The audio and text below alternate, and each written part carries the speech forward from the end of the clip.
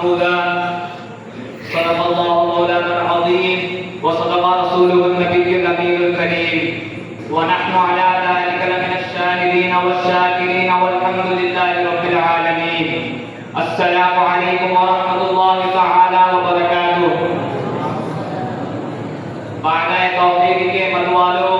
شمع رسالت کے پروانوں، غوث و خواجہ رضا کے دیوانوں، آئیے ہم اور آپ سب سے پہلے آقا کائنات، جان عالمین، انیس الغریبین، راحت العاشقین، محبوب رب العالمین جناب محمد مصطفیٰ صلی اللہ تعالی علیہ وسلم کی بارگاہ بےکس پناہ میں درود و سلام کا تحفہ پیش کیجیے اور آواز بلند پڑھے اللہم صلی علی سیدنا و مولانا محمد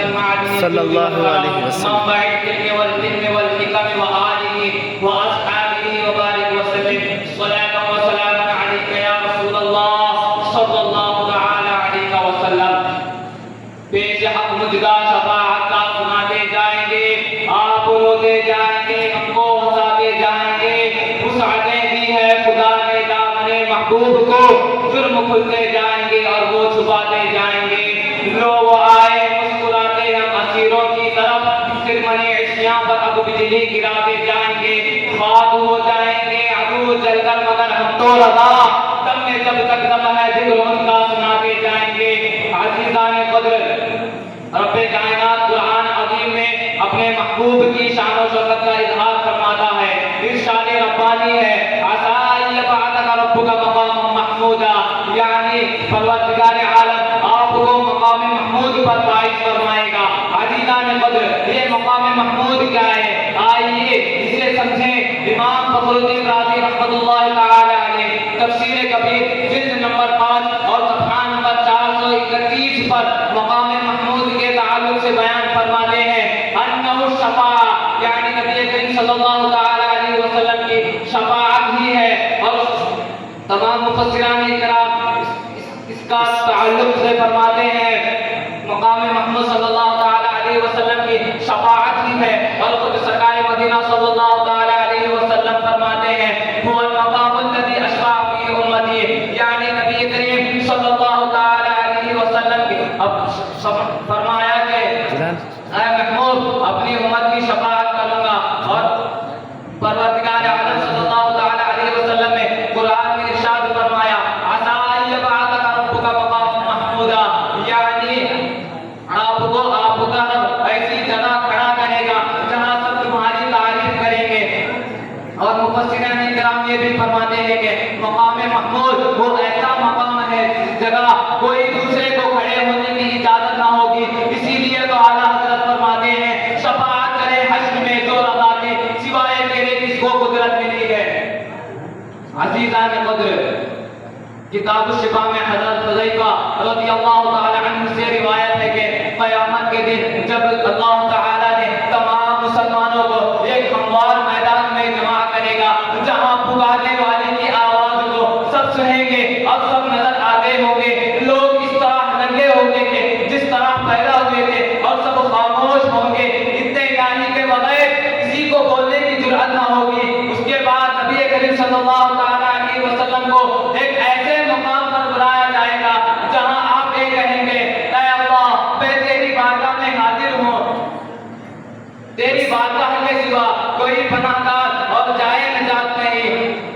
تیری ذات بابرکت اور بلند ہے، تو جس جگہ آپ کھڑے ہو کر یہ حمد الہی بجا آئیں گے اسی جگہ کا نام مقام محمود ہے. عزیزان قدر، حضرت ابو ہریرہ رضی اللہ تعالی عنہ سے روایت ہے کہ خود سرکار مدینہ صلی اللہ تعالی علیہ وسلم سے آیت مذکورہ یعنی مقام محمود کے بارے میں پوچھا گیا تو آپ نے فرمایا وہ مقام شفاعت ہے. مقام محمود کے بارے میں حضرت کعب بن مالک رضی اللہ تعالی عنہ سے روایت ہے کہ خود سرکار مدینہ صلی اللہ تعالی علیہ وسلم نے فرمایا قیامت کے دن جب لوگ اکٹھا ہو جائیں گے تو میں اپنی امت کے ساتھ ایک ڈیرے پر ہوں گا، مجھے میرا رب سبز رنگ کا حلیہ پہنائے گا، پھر مجھے شفاعت کی اجازت مل جائے گی. تو اس وقت اللہ تبارک و تعالی چاہے گا میں پاکائے خداوندی میں گزارش پیش کروں گا تو بس وہی مقام محمود ہوگا.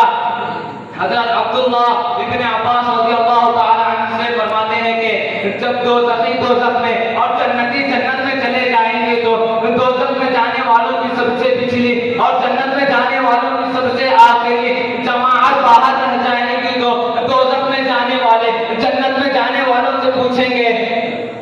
اے جنتی آپ کا رب آپ کا ایمان نے آپ کو کیا فائدہ پہنچایا؟ یہ سن کر وہ اپنے رب کو یاد کریں گے اور خوب گریہ وزاری کریں گے، آہیں مار مار کر روئیں گے۔ ان کی حد درجہ گریہ وزاری سن کر جنتی لوگ حضرت آدم علیہ السلام اور دیگر انبیاء علیہ السلام کی بارگاہ میں حاضر ہوں گے، لیکن ہر نبی کی جانب سے عذر کیا جائے گا۔ آخرکار وہ نبی آخر صبح صلی اللہ علیہ وسلم کی بارگاہ میں حاضر ہوں گے تو جس مقام پر آپ کھڑے ہو کر ان کی شفاعت فرمائیں گے وہی مقام محمود ہوگا۔ اسی لیے تو اعلیٰ حضرت فرماتے ہیں وسعتیں کی ہے خدا نے دامن محبوب کو، جرم کھلتے جائیں گے اور وہ چھپاتے جائیں گے۔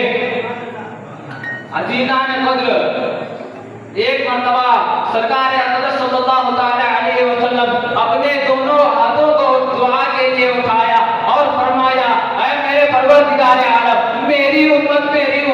اور رونے لگے۔ حضرت جبرائیل اللہ تعالی نے حضرت جبرائیل علیہ السلام کو بلایا اور کہا تم محمد صلی اللہ علیہ وسلم کے پاس جاؤ اور کہو آپ کا رب آپ کو خوب جانتا ہے، مگر ان سے پوچھو آپ کیوں رو رہے ہیں؟ تو حضرت جبرائیل علیہ السلام نے سرکار دو عالم صلی اللہ علیہ وسلم کے پاس آیا اور کہا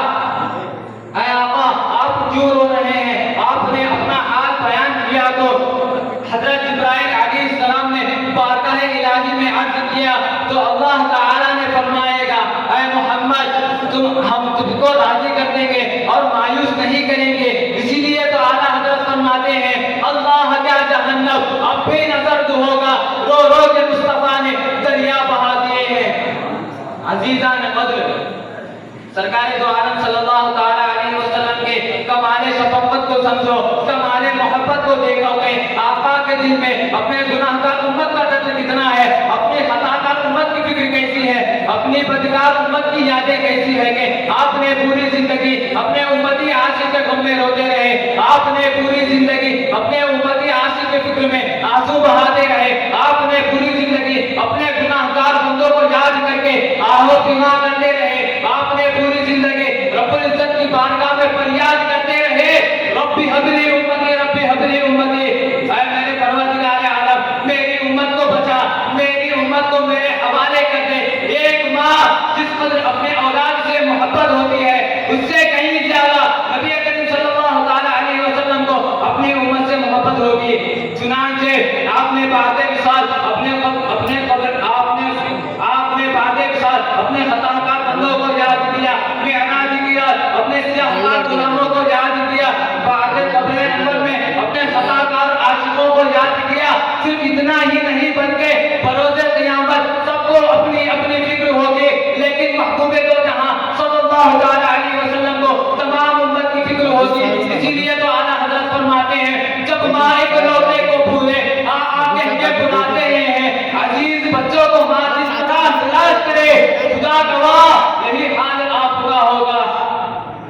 عزیزان قدر، رسول کریم صلی اللہ علیہ وسلم نے فرمایا قیامت کے دن میں سجدہ ریز ہو جاؤں گا تو اللہ تبارک و تعالی فرمائے گا اے محمد تم اپنا سر اٹھاؤ اور کہو تمہاری بات سنی جائے گی اور شفاعت کرو تمہاری شفاعت قبول کی جائے گی اور مانگو تمہیں دیا جائے گا۔ سرکار دو عالم صلی اللہ علیہ وسلم فرماتے ہیں میں عرض کروں گا یا ربی